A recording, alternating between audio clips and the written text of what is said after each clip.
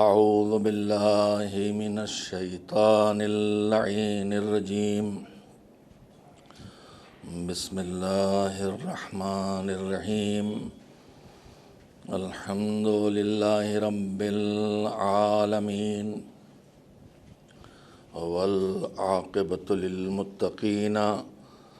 والجنۃ للمؤمنین والنار للملحدین والصلاة والسلام علی سید الانبیاء والمرسلین سیدنا ونبینا وشفیعنا ابی القاسم محمد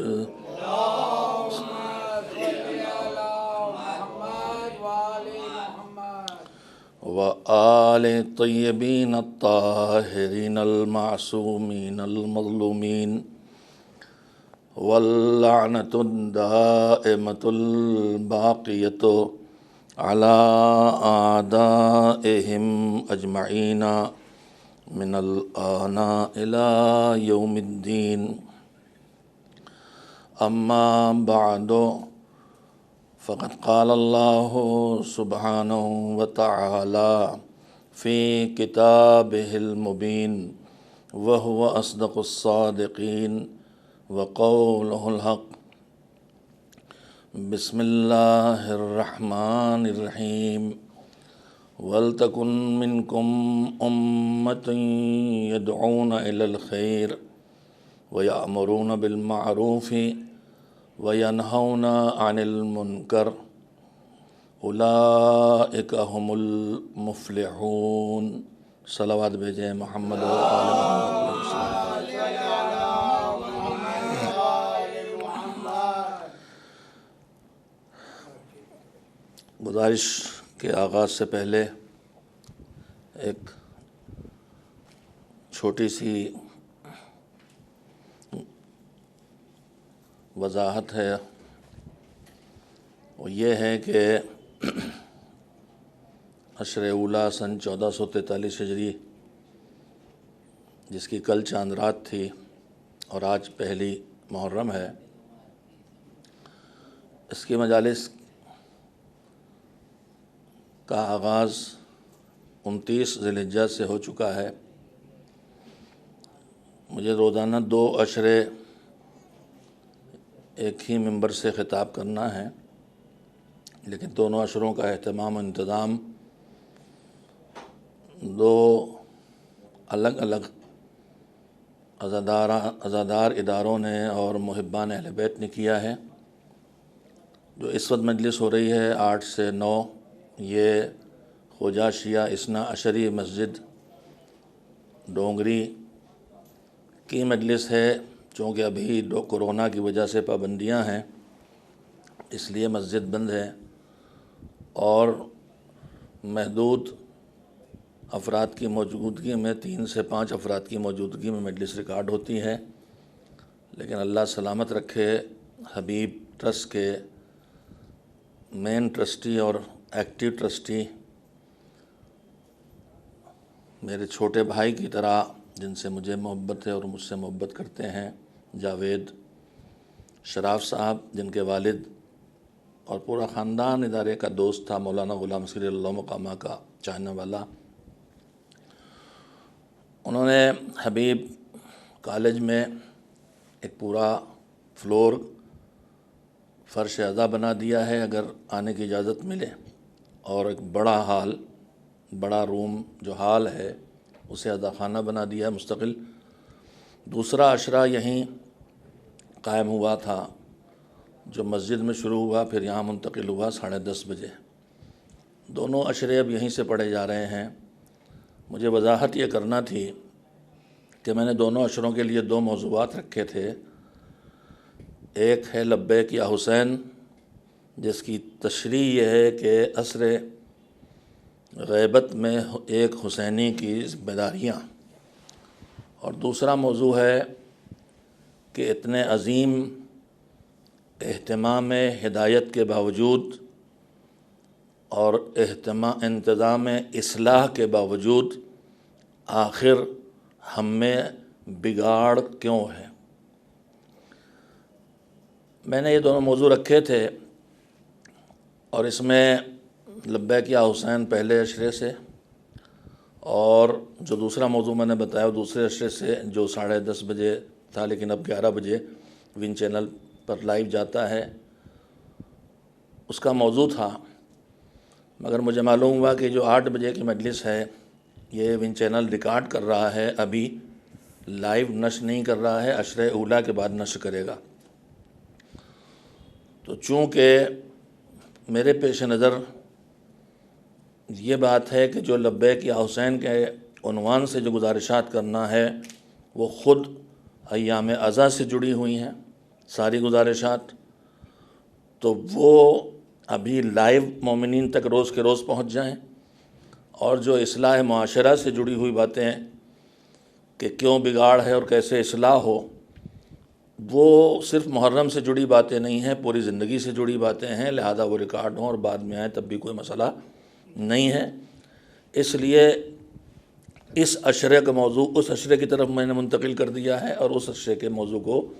اس عشرے کی طرف۔ کل تک 2 مجلسیں میں نے جو پڑھی تھیں ان کا عنوان تھا لبیک یا حسین۔ اب آج اس عشرے کا عنوان پھر سن لیں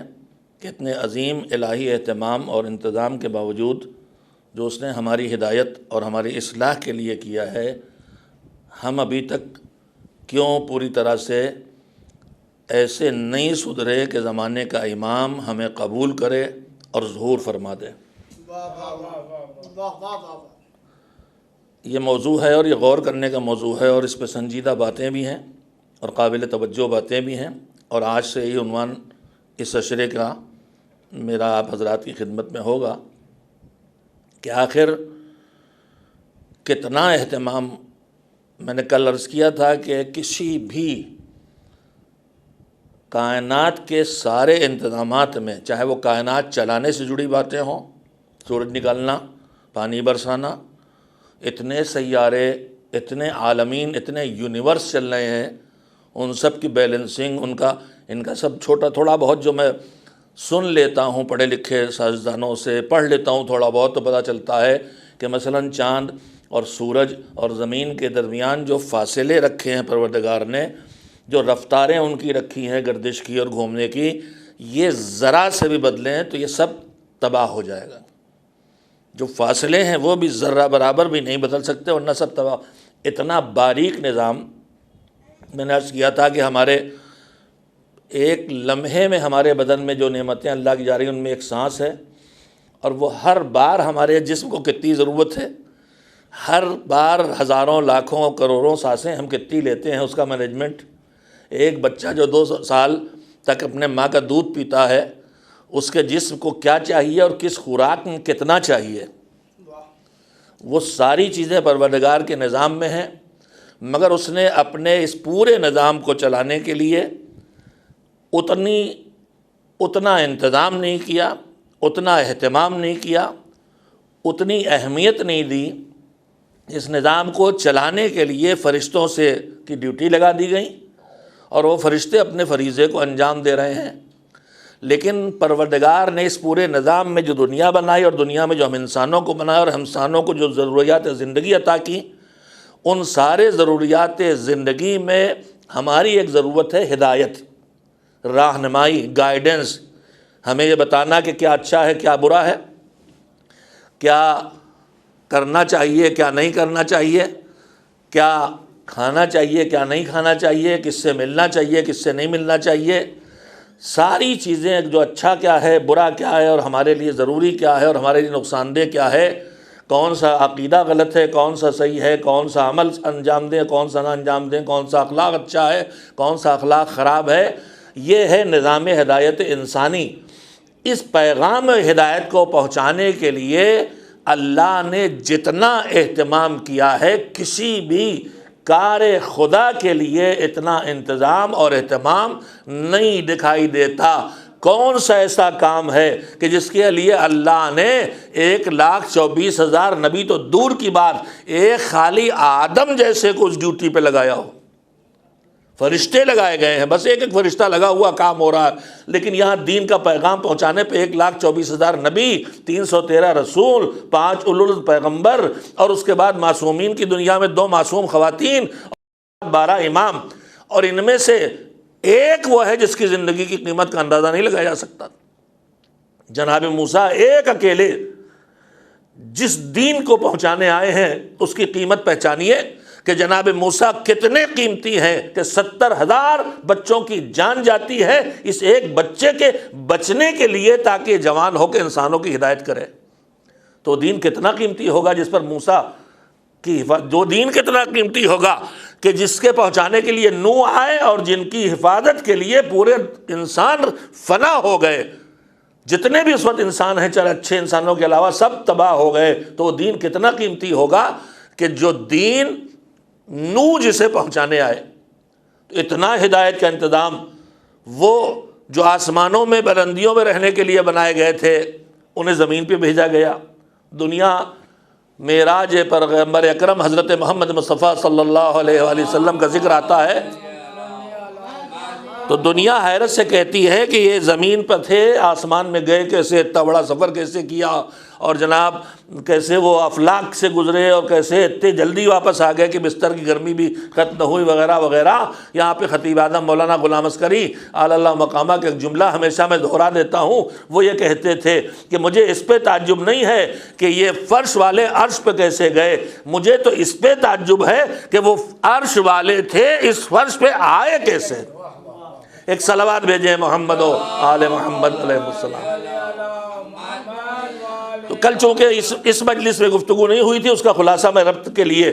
کہ پھر جب اتنا اہتمام ہے، 1,24,000 نبی، 12 امام، اللہ کے صحیفے، کتابیں، چاروں کتابوں میں قرآن مجید، اور اس کے بعد وحی اور الہام اور فرشتے، سب تو اسی میں لگے ہوئے ہیں۔ پیغام دین پہنچانا ہے، ہدایت کا پیغام پہنچانا ہے، گمراہی سے بچانا ہے، کفر سے نکالنا ہے، شرک سے نکالنا ہے، ایمان پہ لانا ہے، ایمان پہ آنے کے بعد گناہوں سے نکالنا ہے، فسق و فجور سے نکالنا ہے، ایمان پہ آنے کے بعد جھوٹ سے بچانا ہے، ایمان پہ آنے کے بعد بے ایمانی سے بچانا ہے، ایمان پہ لانے کے بعد سچائی کی راہ پہ لانا ہے، ایمان پہ آنے کے بعد ضمیر کو فروشی سے بچانا ہے، ایمان پہ آنے کے بعد مکاریوں سے بچانا ہے۔ تو یہ جو بنانا ہے اور بچانا ہے، بنانا ہے بچانا ہے، اچھا بنانا ہے، برائی سے بچانا ہے،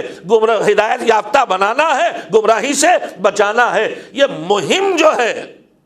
جس کے لیے اللہ نے اتنا اہتمام کیا، اتنے نبی، میں بار بار دوہراؤں، اتنے امام،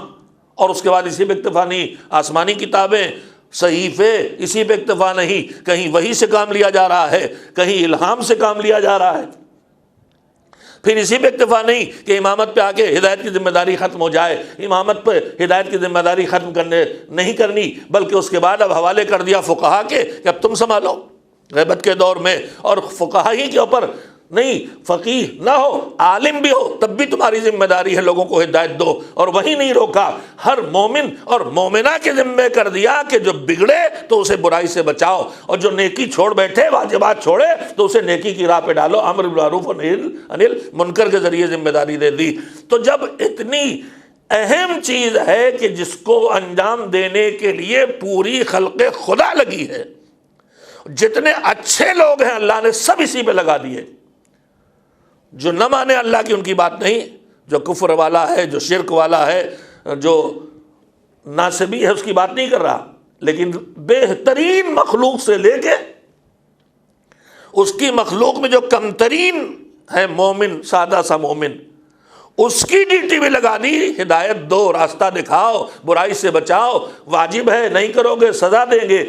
تو جہاں میں اپنی معاف کیجیے گا ایک لفظ بول رہا ہوں، جیسے الیکشن میں کہا جاتا ہے کہ اپنی پوری طاقت لگا دی، جہاں مذہب کو پہنچانے اور انسان کو اچھا بنانے اور ہدایت یافتہ رکھنے اور برائیوں سے بچانے اور سدھارنے میں پوری الہی طاقت لگ گئی ہے، آج کل کی میڈیا میں کہتے ہیں جھونک دی گئی ہے، اس کے بعد بھی ہم میں سدھار کیوں نہیں ہوتا؟ لوگ ہم سے پوچھتے ہیں، ہم سے برسوں سے سوال آتا، مولانا اتنی مجلسیں ہوتی ہیں، اتنے واعظ ہوتے ہیں، اتنی اچھی باتیں سنائی جاتی ہیں، اتنی علماء محنت کرتے ہیں، اتنی جگہ جگہ پر سکھانے کی باتیں ہوتی، پھر بھی آخر ہمارے اندر سدھار کیوں نہیں آتا؟ ہمارے اندر آخر کیا وجہ ہے کہ ہم اب بھی دین بیچ ڈالتے ہیں۔ کیا وجہ ہے؟ کہ اسلام اتنا زور دیتا ہے صفائی پہ، ہمارے یہاں صفائی نہیں آتی۔ اسلام کا اتنا زور ہے ایجوکیشن پہ، اور سب سے جہالت کے ریشیو ہمارے ہاں سب سے زیادہ۔ یہ باتیں ہم آپ سب کے ذہنوں میں اٹھتی بھی ہیں، اور ہمارے سر پہ امامہ دیکھ کے، چاہے وہ امامے کے نیچے خالی دماغ ہو، علم سے خالی۔ اس لیے کہ ہماری قوم میں شہید مطہری کی جملہ اکثر دہراتا ہوں کہ جو مصیبتیں قوم میں آئی ہیں، ان میں ایک مصیبت اس وجہ سے بھی آئی ہے کہ اللہ نے علم کو اہمیت دی تھی اور علم کا احترام رکھا تھا، اور اس علم کا اظہار لباس سے ہوا۔ لباس شناخت بنا علم کی، قبا، ابا، شیروانی، مثلا دینی علم کی مراحل کے شیروانی تھوڑا ہندوستانی مدارس کا پڑھا ہوا، اور قبا، ابا اور امامہ یعنی نجف اور قم کا اور زیادہ بڑے حوزے کا پڑھا ہوا، اور پینٹ اور کوٹ اور سفید کوٹ اور کالا کوٹ۔ کالا کوٹ مثلا وکیل کی پہچان بن گیا مثال کے طور پر، سفید کوٹ مثلا ڈاکٹر کی پہچان بن گیا، پائلٹ کی اپنا ڈریس ہو گئی۔ تو یہ سب ڈریس جو تھی یہ پہچان کے لیے تھی، یہ نہیں کہ ڈریس پہن لو پائلٹ کی تو پائلٹ ہو جاؤ گے۔ سفید کوٹ پہن لو تو آج تک آپ کسی کے پاس گئے کہ جو سفید کوٹ پہنے ہو کہ ڈاکٹر صاحب؟ ارے بہت سے لوگ سڑک پہ ٹہلتے ہیں، ڈاکٹر صاحب جا رہے ذرا نسخہ لکھوا لو۔ ارے کہا نہیں، ہر آدمی سفید کوٹ کوئی بھی پہن سکتا، کالا کوٹ کوئی بھی پہن سکتا ہے، لیکن فوج کی ڈریس کوئی بھی پہن سکتا ہے، لیکن ہم پہلے دیکھیں گے یہ ڈاکٹر ہے بھی، وکیل ہے بھی، تب اپنی بات اس کے حوالے رکھیں گے۔ تو وہاں ہم لباس کو آج بھی علم کی دریافت پہچان نہیں بناتے، لباس کے بعد علم ڈھونڈنے جاتے ہیں۔ یہ خالی دین میں یہ مصیبت آ گئی کہ دینی لباس علم کو ہی علم بنا لیا گیا۔ شہید مطہری رحمۃ اللہ علیہ کا جملہ ہے کہ اللہ نے علم کا احترام رکھا تھا، اور جب علم کا احترام لباس علم کی طرف چلا گیا تو دھوکے کی گنجائشیں حد سے زیادہ بڑھ گئی۔ اس لیے کہ اب جاہل میں لباس علم میں آ جائے تو یہ اس کا بھی ہاتھ چوم رہے ہیں، اور اس کو بھی سید و محمد سمجھ کے جو مانگ رہا ہے اس کی حد پوری کر رہے ہیں۔ آپ کا شہر بمبئی تو روزانہ ان چیزوں کو روز دیکھتا رہتا ہے، شرم سے سر جھک جاتے ہیں ہمارے جب ہم دیکھتے ہیں کہ ہمارے ان علاقوں سے جہاں جہالت کا راج ہے، وہاں کا ایک آدمی جس کے چہرے بتا رہے ہیں کہ کھیت کی دھوپ کی مزدوری کی سختیاں اس کے چہرے پہ ہیں، اور وہ یہاں سید بن کے امامہ پہن کے اور آتا ہے اور سادات کو ذلیل کر دیتا ہے۔ تو میرے عزیزو، میں پھر وہی کہوں گا، لباس علم میں کوئی غلطی دیکھیے تو علماء کو برا بھلا نہ کہیے۔ اگر کوئی بھیک مانگنے کے لیے سر پہ کالا امامہ رکھ کے آ گیا ہے اور نہ بری حرکتیں کر رہا ہے تو سادات کو ذلیل نہ سمجھیے، وہ اس انسان کی غلطی ہے۔ تو ہماری مشکل یہ ہو گئی کہ ہم نے علم کی کو پہچاننا چھوڑ دیا اور لباس علم کے پیچھے چلے گئے۔ ایک صلوات بھیجیں محمد و آل محمد۔ ایک اور صلوات۔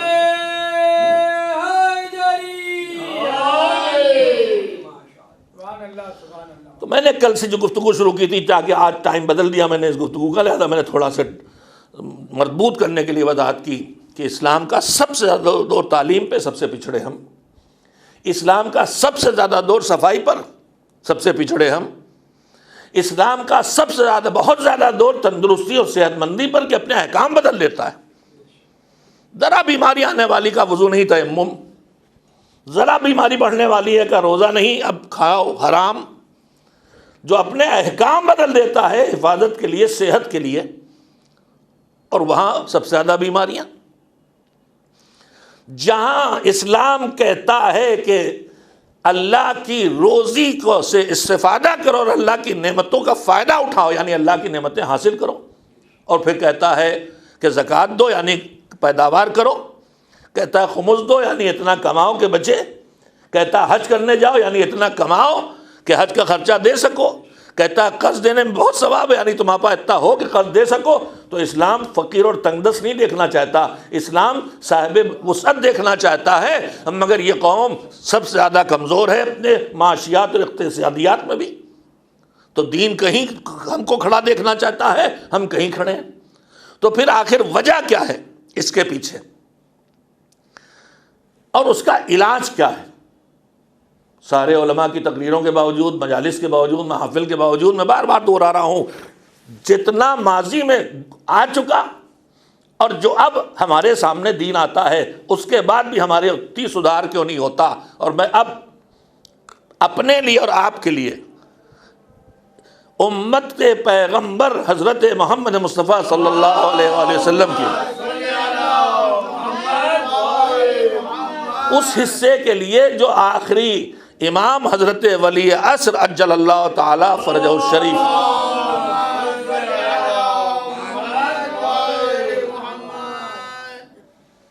کے دور میں ہے، ان کے لیے عرض کرنا چاہتا ہوں ایک بات کہ دیکھیے اللہ نے جو نظام بنایا دین کا، نبی لانا شروع ہوئے، جناب آدم سے دین کی بات شروع ہوئی، جناب نوح پہلی شریعت لے کے آئے، پھر دھیرے دھیرے آگے بڑھی اور یہاں تک کہ پیغمبر خدا صلی اللہ علیہ وآلہ وسلم نے جب میدان غدیر میں اعلان کر دیا ولایت علی علیہ السلام کا، تو اس کے بعد سند آئی کہ دین پورا ہو گیا۔ تو اب یہ انسان جو ہدایت پانا کے لیے انتظام اس کے کیا گیا ہے، یہ انسان تو ہمیشہ آیا ہے، لیکن جو انسان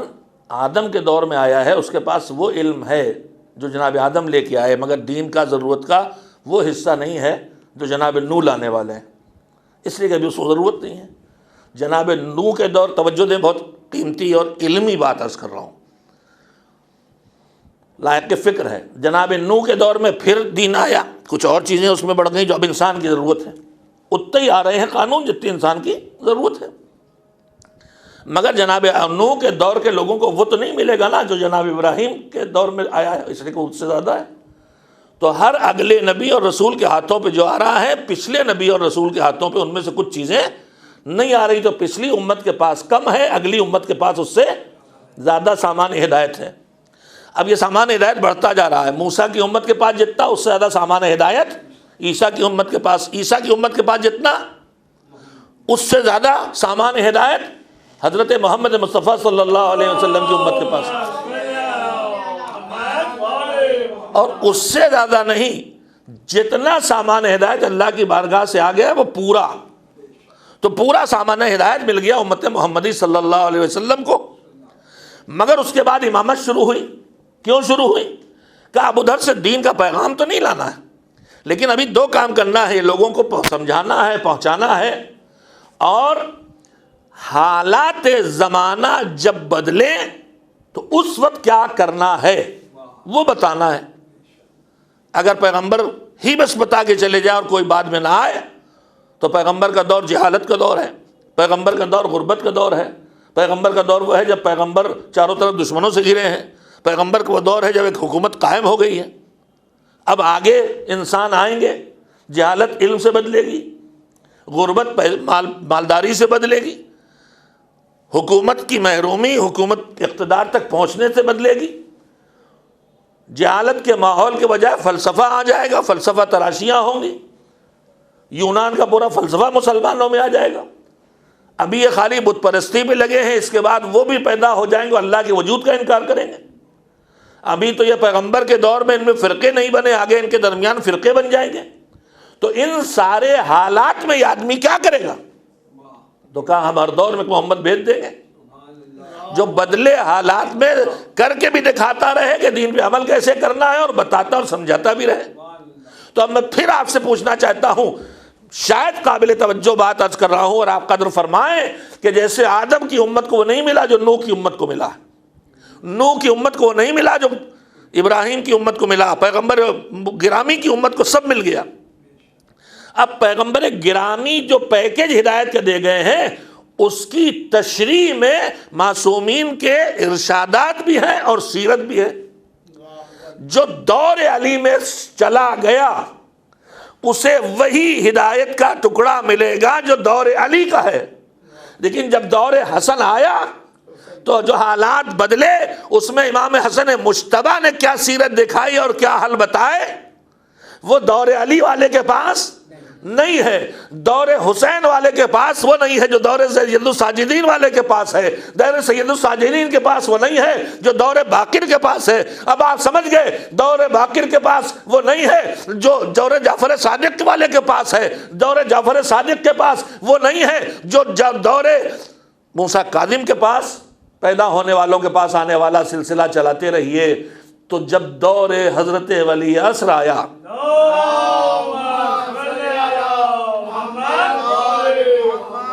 تو پھر اب ہمارے پاس کیا ہے؟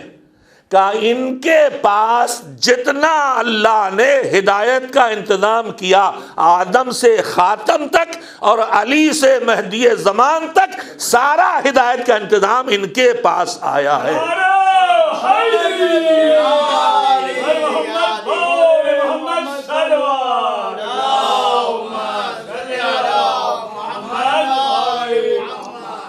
جب ہمارے پاس پورا مکمل، اب اس کے بعد دور فقہا آئے گا، مگر فقہا اپنے پاس سے کچھ نیا نہیں لائیں گے۔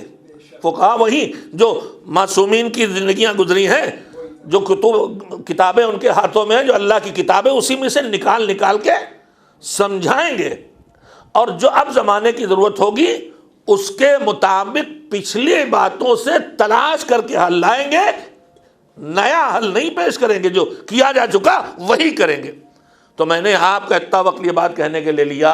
کہ ہو سکتا ہے جب باز پرس ہو اللہ کی بارگاہ میں کہ تم کو ہم نے دین دے کے بھیجا تھا اور تم نے ہماری دین کی نہ سنی، تو ہو سکتا کوئی یہ بہانہ سوچ سکے کہ ہم کہیں گے میرے اللہ تو نے مجھے ابراہیم کے دور میں پیدا کیا تھا، دور محمد میں پیدا کیا ہوتا تو پورا دین ملا تھا، میں بھی ویسے دکھائی دیتا۔ اگر ہم میں کوئی پکڑا گیا کہ دور حسین والا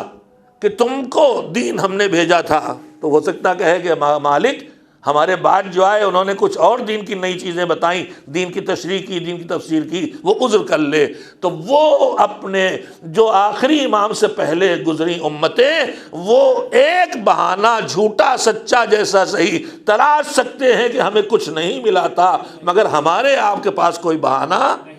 نہیں ہے۔ ہم وہ امت ہیں جس کے پاس 1,24,000 نبیوں کی ہدایت ہے، ہم وہ امت ہیں جس کے پاس اللہ کی بھیجی ہوئی آخری کتاب کی بھی ہدایت ہے، ورنہ جسے انجیل ملی، جسے توریت ملی تھی، اسے انجیل کی ہدایت نہیں ملی تھی، جسے انجیل کی ہدایت ملی تھی اسے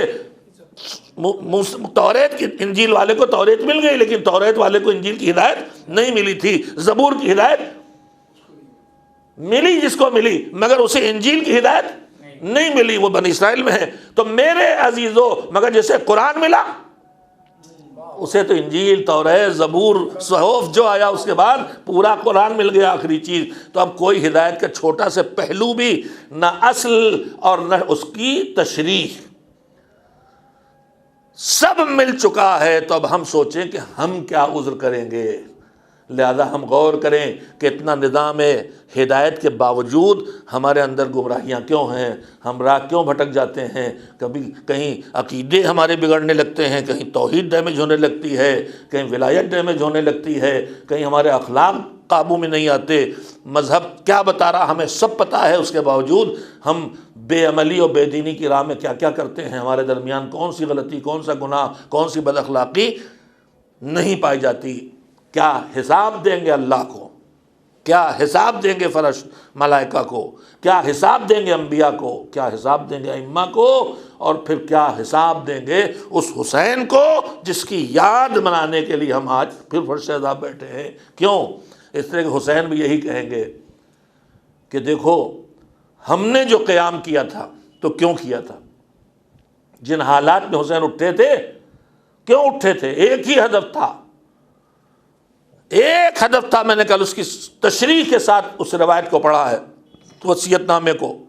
ایک ہدف تھا، صاف صاف ہدف یہ تھا کہ میں صرف اس لیے اٹھ رہا ہوں اور قربانیاں دوں گا کہ میں اپنے امت کی، اپنے نانا کی امت کا بگاڑ ٹھیک کروں، ان کی اصلاح کروں۔ تو اگر حسین ہم سے پوچھے کہ پوری کربلا تمہارے سامنے ہے اور پھر تمہارے اندر یہ بگاڑ کیوں ہے، ذرا ہم اپنا حساب لگائیں۔ بس میں آج اسی سوال کے اٹھانے ہی پہ وقت ختم ہو رہا ہے، لہذا بات شاید مجھے اسی پہ ختم کرنا پڑے گی، آگے جانے کی گنجائش نہ ہوگی۔ میرے عزیزو، ہم کربلا بچپن سے سنتے آ رہے ہیں، کربلا بچپن سے پڑھتے چلے آ رہے ہیں۔ اس کربلا کے سننے اور پڑھنے میں ہمارے سامنے داستان آتی ہے کہ جب معاویہ دنیا سے گیا دار فنا کی طرف، وہاں واصل ہوا جہاں اسے واصل ہونا چاہیے تھا۔ اب اس کے بعد وہ خلاف معاہدہ، جو معاہدہ امام حسن مجتبیٰ سے ہوا تھا کہ یزید کو تم اپنا خلیفہ اور جانشین نہیں بناؤ گے، اس نے ولیت بنا دیا اور اس کی کچھ اپنے زندگی میں بیعت لے لیا اور ماحول بگاڑ کے چلا گیا۔ یزید جب خلیفہ بن کے بیٹھا تو بیعت کا مطالبہ کیا، امام حسین علیہ السلام نے اس کی بیعت کو قبول نہیں کیا، اور جو قبول نہیں کیا تو کیوں، بیعت کا مطلب ہوتا اپنے آپ کو کسی اور کے حوالے کر دینا، بیچ دینا، کسی اور کے حوالے کر دینا۔ تو اس نے کہا، حسین سے کہہ رہا ہے کہ تم اپنے آپ کو میرے حوالے کر دو، اب تمہارے فیصلے نہیں میں فیصلے کروں، تمہارا ارادہ نہیں میرا ارادہ نافذ ہوگا، تمہارا عمل نہیں، جو میں کہوں وہ کرنا، جس سے میں روک دوں اس سے روکنا۔ حسین نے اس کے حوالے نہیں کیا، میں اس کی بیعت نہیں کروں گا۔ بچپن سے ہم یہ کلمات سنتے ہیں، لیکن یہ نظام اللہ نے دہرایا ہے۔ اگر ایک بار ہی بتایا جانا کافی ہوتا تو پھر پروردگار عالم نے اس عزاداری کو سالانہ برپا کرنے کا اہتمام کیوں کیا ہوتا؟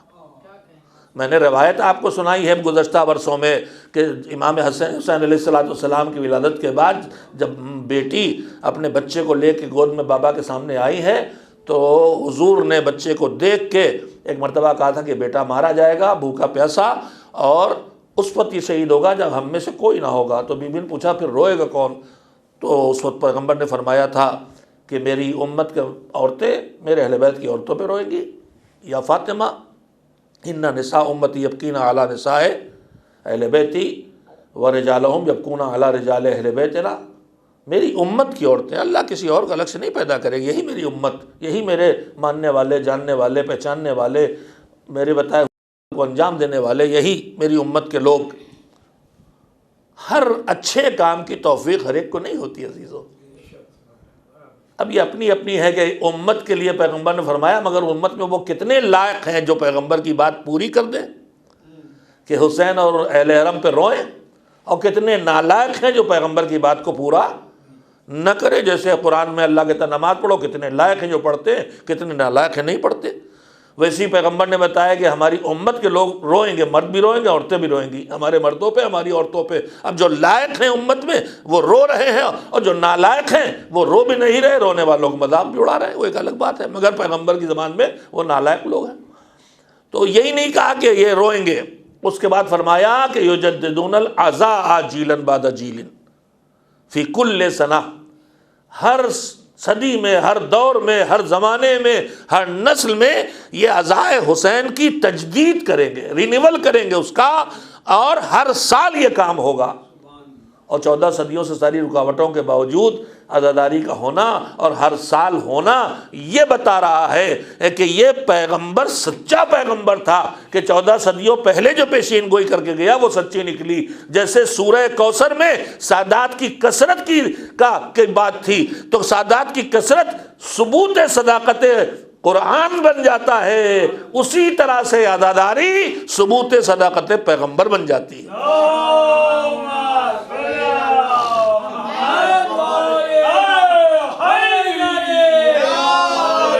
اب جو عزاداری روکنے کی کوشش کر رہے ہیں وہ سوچیں کہ جو عمل پیغمبر کی صداقت کو ثابت کر رہا ہے تو اس عزاداری کو روکو گے تو کل دشمن رسالت سے انکار کر دے گا کہ دیکھو تمہارا رسول تو کہہ کے گیا تھا کہ عزاداری ہوتی رہے گی، اور دیکھو بند ہو گئی۔ تو جو بند کرنے کی کوشش کرے وہ دشمن رسول ہے، خالی دشمن حسین نہیں ہے۔ اور یہ عزادار بتا رہے ہیں ہمارے اوپر پابندیاں سخت ترین منزلیں گزر گئی۔ جب بیٹے مارے جاتے تھے تو عزاداری ہوتی تھی، جب سر کٹتے تھے تو عزاداری ہوتی تھی۔ آج تو الحمدللہ تھوڑی سی پابندیاں لگی ہیں لیکن کسی مصیبتوں کا شکار نہیں۔ مگر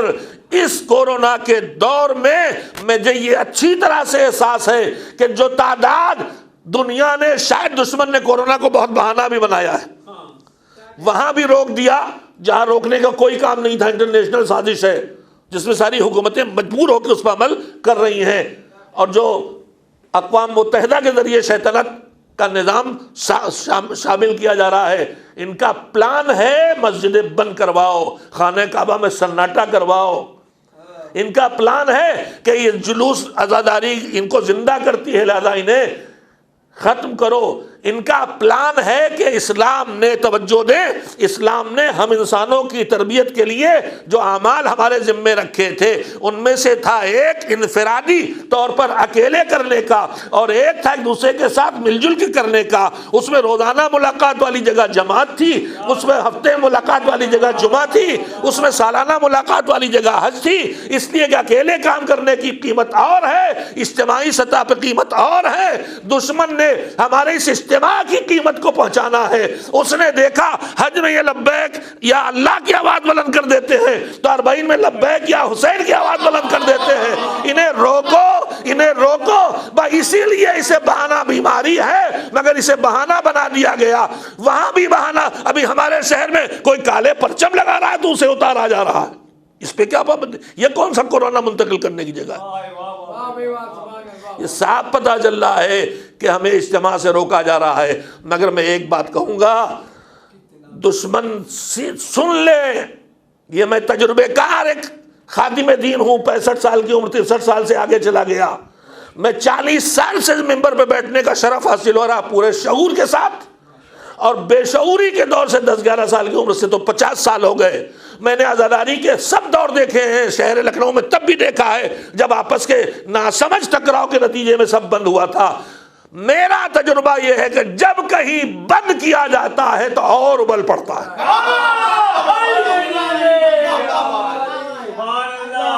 تم کچلتے رہو ہم ابھرتے رہیں گے، تم دفناتے رہو ہم اگتے رہیں گے۔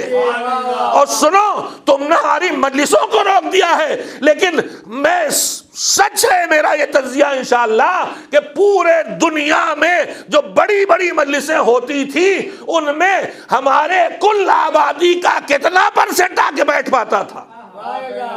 بمبئی کی بڑی مجلس کبھی مولانا غلام عسکری کے دور میں محفل شاہ خراسان کی تھی، مرزا اطہر کے مرحوم کے دور میں مغل مسجد کی تھی، اس سے پہلے علامہ رشید ترابی نصر پارک پاکستان، لاہور کے مجمع، لاکھوں کے بڑے مجمع، ان سے بڑا مجمع تو نہیں ہوا۔ مگر پوری دنیا میں جتنا عزادار موجود ہے اس میں سے کتنے فیصد ان مجلسوں میں آتا تھا جب تم نے پابندی نہیں لگائی تھی؟ اب تم نے پابندی لگا دی تو گھر گھر نام حسین سوشل میڈیا سے پہنچ گیا۔ اگر 10% عزادار تھے تو آج 100% مجلس کو گھروں میں بیٹھ کے سن رہے ہیں۔ عزاداری گھٹی نہیں ہے، بڑھ گئی ہے۔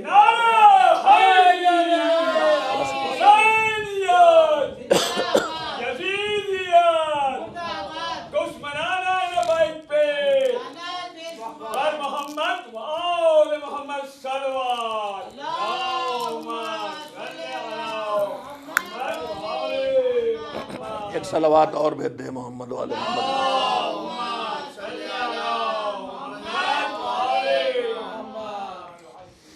اور میں یہیں اپنے عزاداروں سے بھی کہنا چاہوں گا، انہوں نے ہم کو اجتماع سے محروم کرنا چاہا، اس لیے کہ اجتماع میں جب گیدرنگ ہوتی ہے تو اس میں بہت سی چیزیں سیکھنے کو ملتی ہیں جو اپنے اکیلے میں سیکھنے کو نہیں ملتی۔ جب آدمی ایک دوسرے کے ساتھ بیٹھتا اور جاتا، تشریف رکھے مجلس میں، تشریف رکھے، وہ جو ہونا تھا ہو گیا، آپ کیمرے کے سامنے سے گزر گئے، وہ یہ بتا رہے تھے۔ ایک صلوات بھیجیں محمد والے، کوئی بات نہیں، ایک اور صلوات بھیج دیں محمد والے۔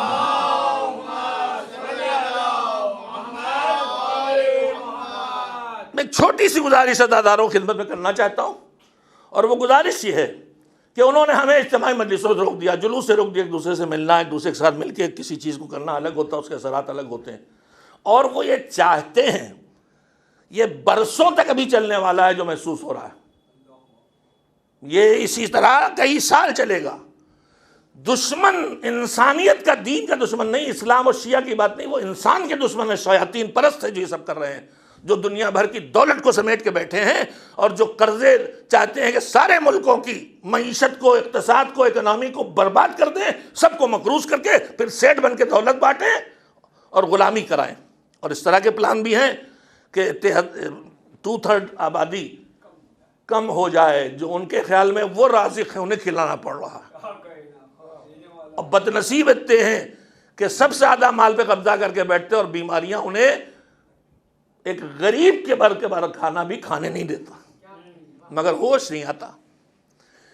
تو میرے عزیزوں بہت قیمتی بات کہہ رہا ہوں، جو اجتماعی عبادات سے انسان کے اندر چیزیں آتی ہیں، تنہائی پسند بنانا چاہتے ہیں ہم کو، اور تنہائی میں آدمی دوسرے سے نہ کمیونیکیشن کرتا ہے نہ دوسرے سے بات چیت کرتا ہے، اس کا دماغ دھیرے دھیرے بند ہونا شروع ہو جاتا ہے۔ ملنے جلنے میں آدمی سیکھتا ہے، چاہے اچھا سیکھے چاہے برا سیکھتا ہے، اکیلے میں نہیں سیکھتا۔ ان کا پلان یہ ہے کہ ہمیں اجتماعی عبادتوں سے روک کے تنہا پسند کر دے اور سوشل میڈیا کا عادی بنا دے، جیسے آدمی چرس اور شراب کا عادی ہوتا ہے۔ یہ کیفیت ہے ہمارے اندر، ہم سب دیکھتے ہیں، بیٹھے ہوتے ہیں، ہر ہاتھ میں موبائل، ہر آدمی لگا ہوتا ہے، یعنی جہاں 4 آدمی کھانا کھانے بیٹھے ہیں وہاں بھی موبائل ہمارے ہاتھ میں جاتا ہے۔ میں بھی اس کا شکار ہو جاتا ہوں کبھی کبھی، اپنے کو بھی ٹوکتا ہوں، سب کو ٹوکتا ہوں کہ جب مل کے بیٹھو تو موبائل کنارے رکھو، کم سے کم اس وقت ایک دوسرے سے بات کریں۔ تو وہ کمیونیکیشن کو، آپس کے ڈائریکٹ کمیونیکیشن کو، جو آنکھوں میں آنکھیں ڈال کے اور چہرے پہ نگاہ ڈال کے بات چیت ہوتی ہے، اس سے روکنا چاہتا ہے، تنہائی کا عادی بنا کے۔ سوشل میڈیا کا جو سوشل میڈیا میں آئے وہ وحی الہی ہے، جیسے ابھی تک وہ الیکٹرانک میڈیا کو یوز کر رہا تھا، اور جو ٹی وی پہ آئے، ہمارا آج بھی ہر بھائی ٹی وی پہ آیا ہے۔ ارے ٹی وی پہ آیا ہے تو کیا ٹی وی پہ جبریل آئے ہیں بیٹھے ہیں؟ ٹی وی پہ تو زیادہ تر سب شیطان کے شاگرد بیٹھے ہیں، ابو ہریرہ زمان بیٹھے ہوئے ہیں۔ ٹی وی میں آیا ہے، اخبار میں آیا ہے، معتبر ترین گویا یہ ہونا، تو کل ہم اس کے عادی بنے تھے، آج اس کا عادی بنایا جا رہا ہے، تنہائی کا عادی بنایا جا رہا ہے، تاکہ ہمارے ذہن غلام ہو جائے۔ ذہنی غلامی ہمیں سوشل میڈیا کے ذریعے دی جائے گی، اور جتنے واٹس ایپ، انسٹاگرام، پٹراگرام جتنے آئین میں نظر ڈالیے گا، یہ آپ کو ایک مہم کی شکل میں ایک زمانے میں ایک ہی بات ہر طرف پھیلائی جاتی تاکہ وہ آپ کے ذہنوں میں بٹھا دی جائے۔ ہم تو پھر بھی دیکھے ہوئے ہیں دنیا، اب ہمارے بچے جو بھی چھوٹے ہیں انہوں نے تو اجتماع نہیں دیکھا نا، تو وہ تنہائیوں کے عادی ہو کے مریض بھی ہوں گے اور غلامی کا ذہن بھی بن جائے گا۔ لہذا اگر بڑی مجلس نہیں ہوتی تو آپ کے گھر میں 3 لوگ ہیں نا، میاں بیوی اور بچے، تو آپ ایک چھوٹا سا فرش بچھا کے یہ 3 بیٹھ کے مجلس کیجئے، تاکہ ایک میزبان بنے اور باقی 2 مہمان بنے۔ اس لیے نہیں کہ مہمان مولا کا ذکر، وہ تو آپ ٹی وی پہ بیٹھ کے دیکھ رہے، لیکن فرش اعلیٰ بچھا کے مجلس بیٹھ کیجئے اور آپ میں کوئی میزبان بنے، کوئی مہمان بنے، تاکہ اجتماع کے ذریعے جو چیزیں آنے والی ہیں وہ ہم سے چھینی نہ جا سکیں۔ ایک صلوات بھیجیں محمد و آل محمد۔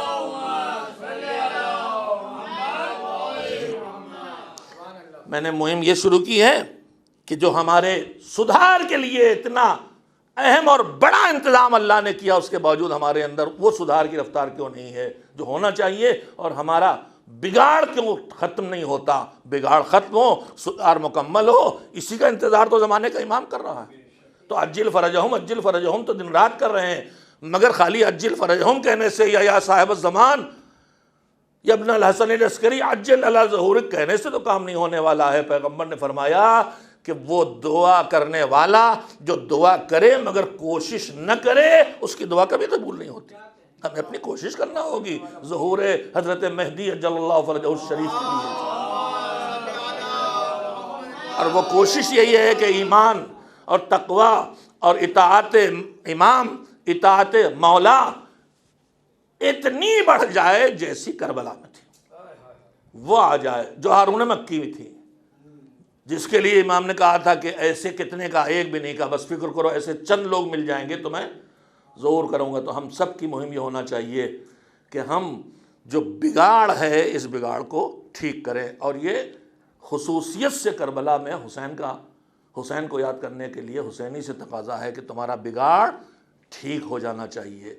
اس لیے کہ حسین کی مہم یہی تھی کہ ہم نے جو کچھ دیا تمہارے اسی بگاڑ کو ٹھیک کرنے کے لیے تو دیا ہے۔ وہی تو اسی لیے تو میں چاہتا ہوں کہ اپنے جد کی، اپنے نانا کی امت میں اصلاح کروں۔ آج 2 محرم کی شب آ گئی، یعنی جو صبح نمودار ہوگی اس پر حسین کا چھوٹا سا قافلہ کربلا پہنچ جائے گا۔ لیکن ابھی دوسری مجلس میں انشاءاللہ اس مصیبت کے اس رخ کو پیش کروں گا، لیکن آج میں 2 دنوں میں نہ عرض کر سکا کہ حسین پہنچے ہیں کربلا، مگر حسین چلے تھے مدینے سے رجب کی 28 تاریخ کو۔ کل میں نے آپ حضرات کی خدمت میں ایک منظر اس کا رکھا تھا، اور وہ منظر وہ تھا کہ جب بیویاں سوار ہو رہی ہیں تو ان بیویوں کو سوار کرنے کا کیا اہتمام ہے وہاں، اور وہ جو ایک بیمار چھوٹ رہی ہے اس کی کیا بے چینی تھی، مگر حسین نے خود جو مدینہ چھوڑا ہے تو کتنی بے چینی تھی۔ روایات کہتی ہیں کہ جب جانا طے ہو گیا تو سب سے پہلے نانا کی قبر میں جا کے خود کو گرا دیا اور کہا رسول اللہ جب زمانہ بہت ستاتا تھا اور دل بے چین ہوتا تھا تو آپ کی قبر پہ آ کے آرام مل جاتا تھا، اب کہاں آنا نصیب ہوگا۔ کبھی اماں کی قبر پہ گئے، اماں تمہارے سینے کی یاد آتی تھی تو گود کی تو آ جاتا تھا، چین مل جاتا تھا، اب نصیب نہیں ہوگا۔ حسین اس بے چینی کے ساتھ رخصت ہوئے ہیں، مگر یہ رخصتی کا فیصلہ جو لیا گیا ہے وہ کس ماحول میں، بس وہ تھوڑے سے چند آنسو بہ جائیں۔ روایت کہتی ہے کہ جب ولید نے آپ کو بلوایا رات میں، ایک دم سے جو خبر پہنچی، ظاہر ہے اگر کوئی ظالم حاکم کسی گھر سے کسی کو رات میں بلوائے تو گھر میں ایک ہلچل برپا ہو جاتی ہے۔ زینب کبریٰ کو خبر ہوئی کہ میرے بھیا کو حاکم وقت نے طلب کیا ہے، دشمنی چاروں طرف سے چل رہی ہے، باپ شہید کیا گیا ہے، بھائی کے جنازے پہ تیر چلے ہیں۔ زینب سارے ماحول کو دیکھ رہی ہیں، بھیا کو گھر کے اندر وہ بھیدی پیدا کیا گیا جس نے زہر دے کے کلیجوں کو ٹکڑے کر دیے ہیں، زینب نے وہ بھی دیکھا ہے۔ زینب نے اپنی کمسنی میں سے ہی وہ بھی دیکھا ہے کہ اماں کا پہلو شکستہ ہوا ہے۔ زینب نے وہ بھی دیکھا ہے کہ بابا کا اور اماں کا جنازہ رات کی تاریکی میں اٹھایا گیا اور اٹھا نہ سکے۔ سب دیکھ چکی ہے، زینب کا دل بہت دکھا ہے، دھڑکنے لگا۔ بھیا بلائے گئے دربار میں، آ گئی بھائی کے پاس رخصتی کرنے کے لیے۔ حسین جا رہے ہیں، انتظام کر کے چلے، بنی ہاشم کے جوانوں کو لے کے چلے، اسلحے لے کے چلے، کہا میں دربار کے اندر جاؤں تم باہر رکنا، لیکن اگر میری آواز ذرا سے اونچی ہو تو بلا خوف اندر آ جانا۔ حسین گئے، گفتگو ہوئی، بحث ہوئی۔ حسین نے کہا کہ رات میں تیرے فیصلہ کروں تو لوگوں کو خبر نہ ہوگی، تو یزید یہی تو چاہتا ہے کہ پتہ چل جائے کہ حسین نے یزید کے آگے سر جھکا دیا، تو دن ہونے دے، ہم فیصلہ کر لیں گے۔ اس نے بھی کہا ٹھیک کہہ رہے، مگر وہیں مروان ملون بیٹھا ہوا تھا، اس نے ایک مرتبہ کہا کہ اگر یہ اس وقت چلے گئے تو تمہارے ہاتھ نہیں آئیں گے، ابھی بیعت لے لو۔ حسین نے ایک مرتبہ آواز دی، تو ابن زرقا بدکار عورت کے بیٹے، تیری مجال ہے کہ حسین کے ساتھ سختی کرے؟ بس یہ آواز اونچی ہونا تھا، عباس و علی اکبر ننگی تلواریں لے کے دربار میں آ گئے۔ حسین پوری شان کے ساتھ گھر واپس آئے۔ میں بس اتنا کہنا چاہتے ہوں کہ مجھے اپنے بزرگ خطبہ سے اور خطیب اعظم مولانا غلام عسکری جو بغیر دیکھے نہیں پڑھتے تھے، ان سے سننے کو ملا کہ زینب جب بھائی کو دربار میں جانے کی خبر ملی تو زینب بے چین ہو کے آ گئی تھی، اور حسین پورا انتظام کر کے گئے تھے۔ عباس اور محمد حنفیہ اور عبداللہ ابن جعفر اور مسلم ابن عقیل جیسے بہادر بھائیوں کے ساتھ گئے تھے جو لشکر پہ بھاری ہے۔ زینب کے قلب کو اطمینان تھا کہ میرے بھیا کو کوئی غضن نہ پہنچائے گا، مگر یہ بہن وہ تھی جو ماں جیسی بہن تھی، لہذا جب حسین گئے دربار کے لیے تو زینب دروازے پہ آگے کھڑی ہو گئی اور اپنے بھیا کا انتظار کر رہی تھی، میرے بھیا کی خیر ہو، میرے بھیا کی خیر ہو۔ جب تک حسین واپس نہ آئے زینب تڑپتی رہی۔ ارے جب زینب اتنے محافظوں کے درمیان اتنا بے چین ہے تو عصر عاشور زینب پہ کیا گزر رہی ہوگی کہ جب بھائی خود رخصت آخر کی خبر دے کے جا رہا تھا، جاؤ بھیا خدا حافظ، دین بچانے کے لیے قربانی بھی دینا ہے تو دے دو، میرا عزیز بھائی شہید ہو جائے مگر میں دین کو بچا کے رہوں۔ وَسَيَعْلَمُ الَّذِينَ ظَلَمُوا أَيَّ مُنْقَلَبٍ يَنْقَلِبُونَ أَلَا لَعْنَةُ اللَّهِ عَلَى الْقَوْمِ الظَّالِمِينَ اللهم تقبل منا إنك أنت السميع العليم۔ ماتم حسین۔